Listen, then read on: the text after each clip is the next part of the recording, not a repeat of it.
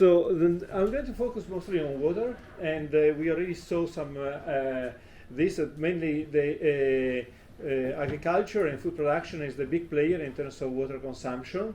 And if we look at the global water cycle, water leaves continental land masses in two ways, either in the water vapor phase as evapotranspiration, that is called green water flow, or in the liquid phase as runoff, surface and groundwater runoff, that's usually defined as blue water flows. And what agriculture does is to take some of this blue water flow, apply that to agricultural land, and turn it into a green water flow. And so if we look at the global evapotranspiration, that's the that big number. Most of it is for natural ecosystems, but still a substantial fraction is from agro-ecosystems, about 16-17%. And then if we said that agriculture uses both green and blue water if we rely on irrigation. So what we are talking about with irrigation is this small part, but still is a substantial part, because if we put it in the perspective of the water cycle, because locally can be a lot. Many rivers around the world are dry. The Colorado River doesn't reach the ocean. There are internal lakes or basins of internal drainage, like Lake Urmia, the Aral Sea, etc., that are drying because of withdrawals from rivers that feed those lakes. And so this is, from the point of view of environmental impacts, these are strong impacts. Also, groundwater is strongly depleted because of irrigation, so leading to big problems also in the long-term sustainability of irrigation. And sometimes we hear that energy is also contributes to the use of some of this blue water, and of course locally can be very important. And the biofuels, from this point of view, they require too much water for the little energy they can produce, let alone the consumption of land and and the competition with food systems. In fact, we did a calculation. If we were to replace the fossil fuels with biofuels, we would use the entire water cycle. This is just to stress the fact that renewable energy solutions cannot be based on fuels, can be based on other solutions, can be solar, can be wind. So, but global irrigation is the big player, and agriculture contributes to that. Christina already showed this map of the hotspots of unsustainable water use. About 40% of agriculture, 40% of irrigation is unsustainable. So when economists, and Christina was showing this, claim that the food is not a problem of production, of supply, but it's a problem of economic access, this is true only because most of the food in the world is produced unsustainably. And so if we already saw this figure, so we did this analysis. To what extent can we expand irrigation?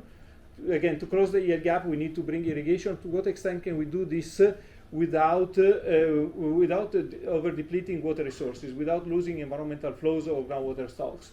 And this allows us to expand irrigation only to those green areas.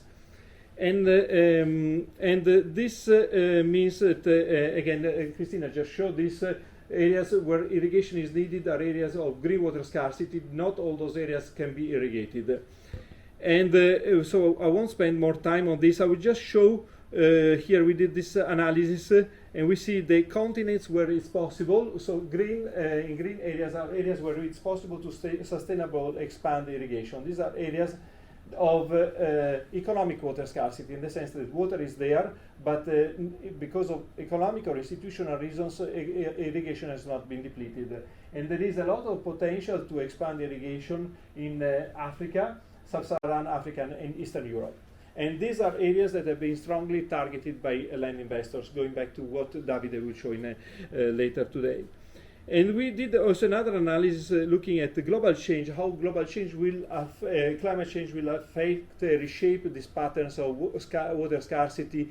And we see in red are areas of the world that are currently rain-fed, where rain-fed agriculture can be performed well, and that will need, under climate change, and in this plus 3 Celsius degree scenario, they will need irrigation to sustain the same level of production.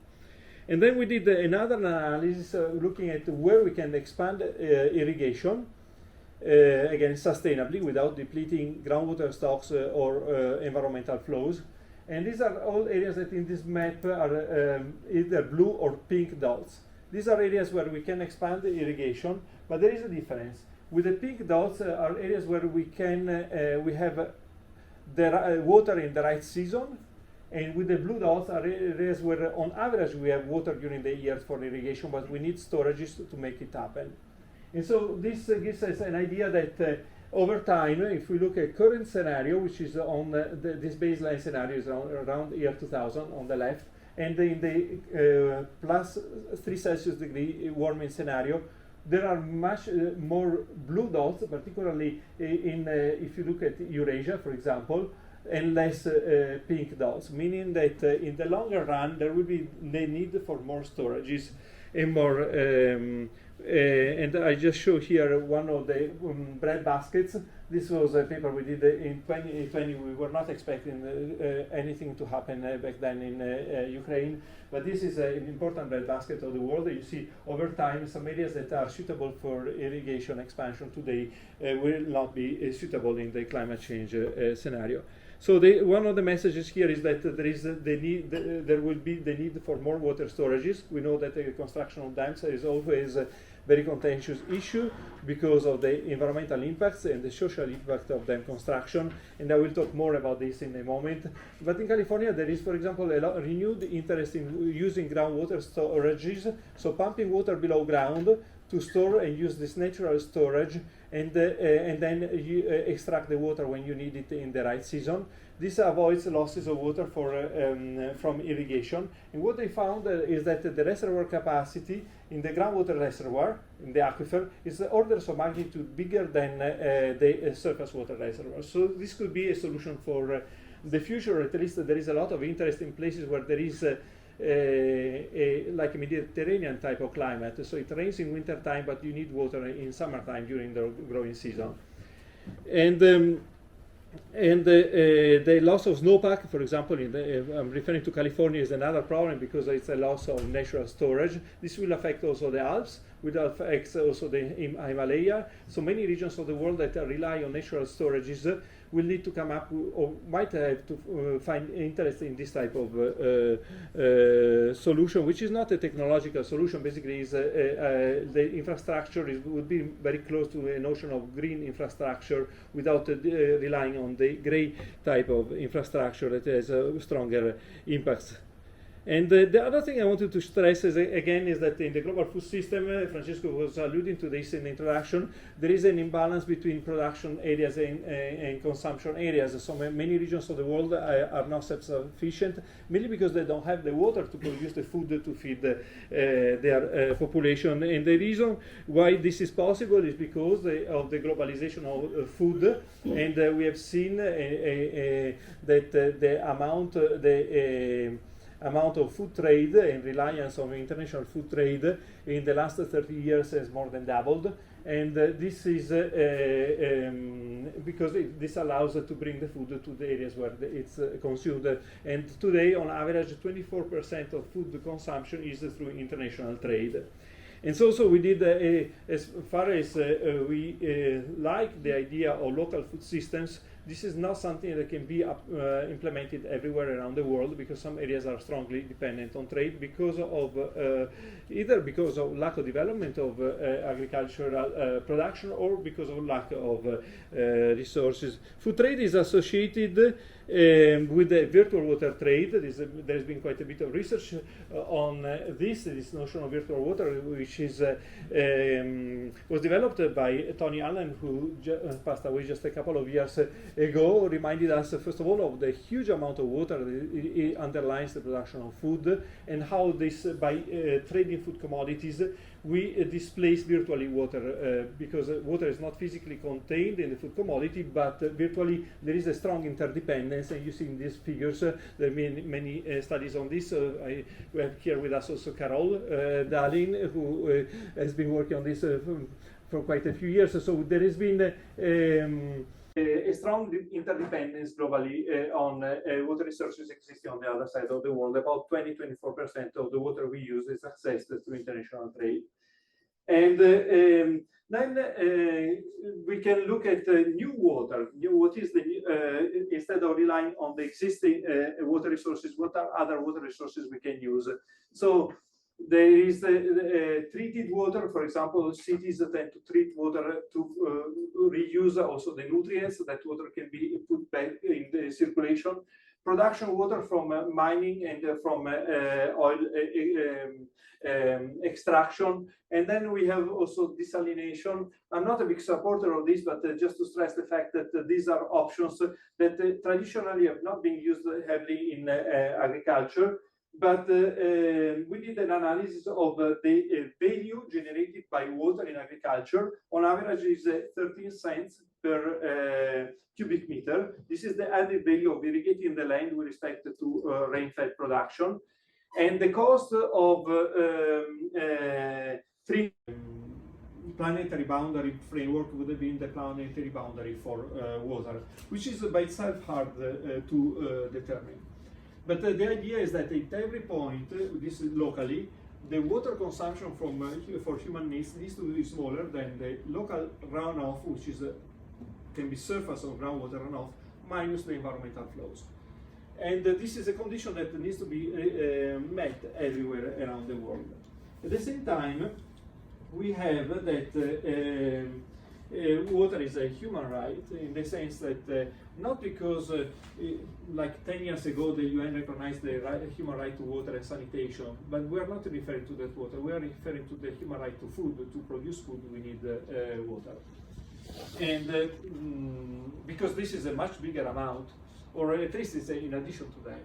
So this means that the water consumption needs to be greater than the individual water footprint to meet the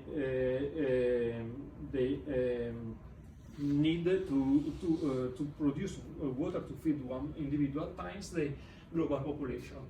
And now we need to multiply this by a factor that accounts for inequality that exists around the world. And of course, then we'll talk more about this. And so we can think that the rights of nature are a ceiling to the maximum human appropriation of water resources, but there is also a floor, which is a minimum if we want to meet at the same time also the human right to food and to water. So this is giving, I'm basically with this giving a water analysis of a framework that was developed by Raworth, who came up with the idea of pairing the planetary boundaries with these boundaries of justice. So setting this ceiling and this floor. She called that the donut, and she also has an interesting book for those who are interested. It's very interesting to read. It's called Donut Economics. But basically, we can find this, apply this to many other aspects of the dimensions of sustainability.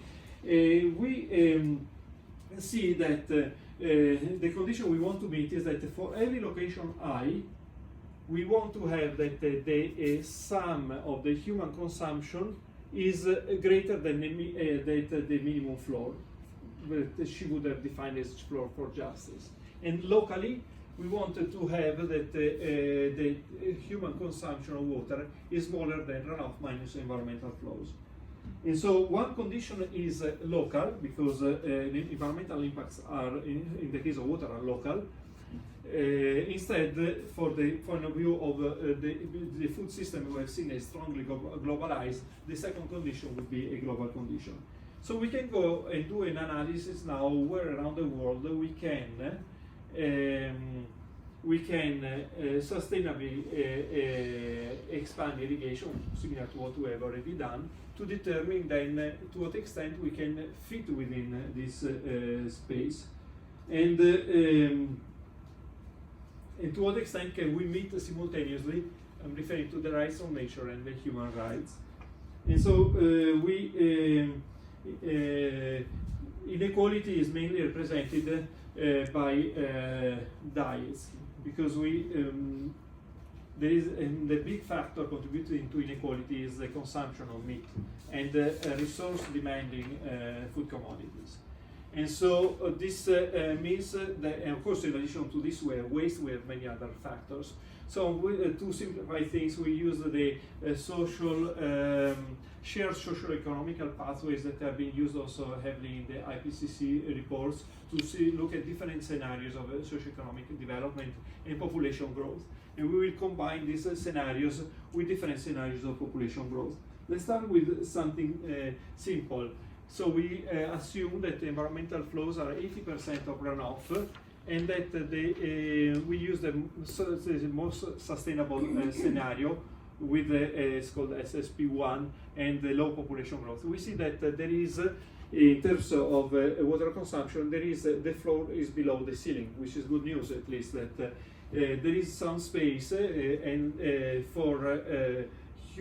it's possible to feed the planet without eroding the rights of nature.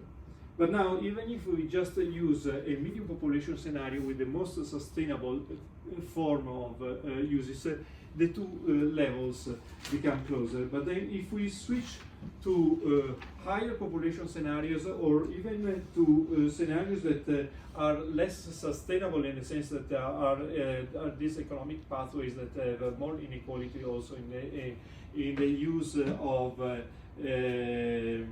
more reliance also on meat and more inequalities, we see that at some point the floor exceeds the ceiling. Of course, there are always the option of saying, okay, we reduce the environmental flows, but at some point there is a limit to that. This is just, I'm not trying to say, okay, this is an accurate study or anything, but it's just to show the fact that at some point we are dealing with a short blanket, particularly if we look at the fact that some of the water, if we want the food production to be produced with a sustainable use of water resources, and if we account for the fact that there are different diet scenarios that require that are mostly very demanding on natural resources. And so what I'm trying to see here is basically that stressing the fact that the water, despite the innovations of the green revolution, etc., water is a major factor limiting the production of food, particularly if we want to use water resources sustainably. And we looked at this relationship between floors and ceilings, and we see how inequality can be at the expenses or either of sustainability or of justice or of both. And so there is an environmental limit on human rights, there could be, and there is also a human right limits on the rights of nature. So I'm trying to put together these different components and to stress the fact that there is this can be a short blanket. So when we recognize some human rights that are positive rights, like the rights to food, and at the same time recognize that nature has its own rights, then we come into at some point into a problem of adjudication of these rights when they compete between one another. And with this, I'm done. I'm ready for questions. Thank you.